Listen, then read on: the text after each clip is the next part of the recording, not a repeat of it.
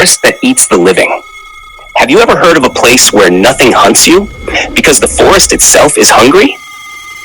This happened to a man named Arjun, an experienced wildlife photographer who had traveled deep into an abandoned forest after hearing rumors of rare carnivorous plants.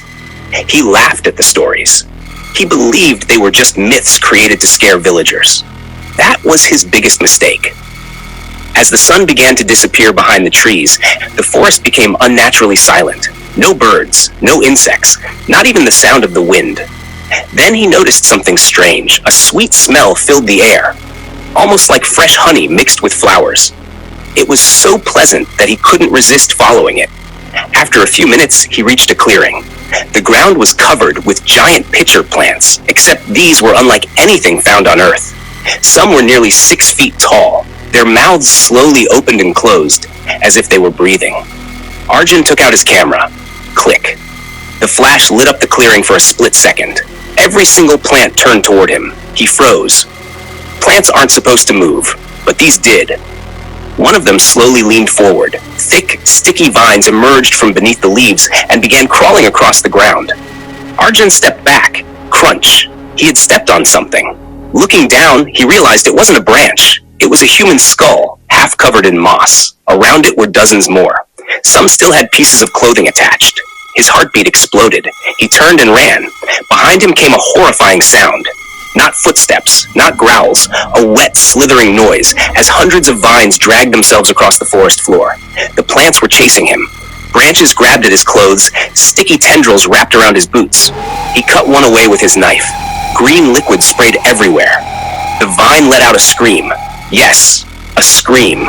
Suddenly, every carnivorous plant in the forest answered with horrifying cries that echoed through the darkness. The entire forest had awakened.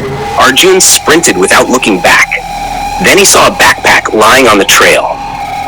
It looked new. Inside was a diary. The final page read, "If you're reading this, don't stop. They imitate flowers during the day, but at night they hunt. Never let them smell your blood." At that exact moment, a thorn sliced Arjun's arm. Blood dripped onto the ground. Everything became silent again. Then, every vine changed direction. Toward him. The sweet smell returned, stronger than ever. The plants had found their prey. Vines shot through the air like snakes.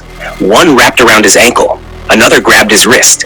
Their sticky surface burned his skin as they slowly pulled him toward a massive pitcher plant whose mouth opened wider and wider. Inside, instead of liquid, he saw bones. Hundreds of them. Some looked fresh.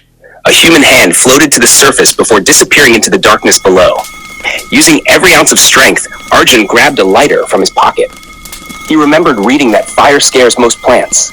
He lit the vine wrapped around his arm. Whoosh! The flame spread instantly. The forest erupted with deafening screams. The vines released him. The giant plants twisted violently as fire raced across their leaves. Arjun didn't wait. He ran. He kept running until he saw moonlight breaking through the trees. One final leap, and he crashed onto the road outside the forest. He turned back. The forest was completely normal. No giant plants, no fire, only ordinary trees swaying in the wind. The police searched the area the next morning. They found nothing. No clearing, no bones, no carnivorous plants. They concluded Arjun had imagined everything.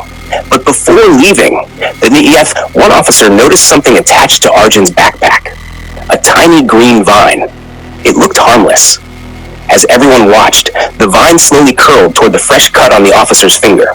Arjun screamed, "Don't touch it!" But it was too late. The vine pierced his skin with a tiny thorn. A drop of blood disappeared inside it. The vine began to grow, very, very slowly. So if you ever find yourself in a forest that suddenly becomes silent, and you smell sweet flowers where no flowers should exist, don't follow the scent, because something may already be waiting for its next meal.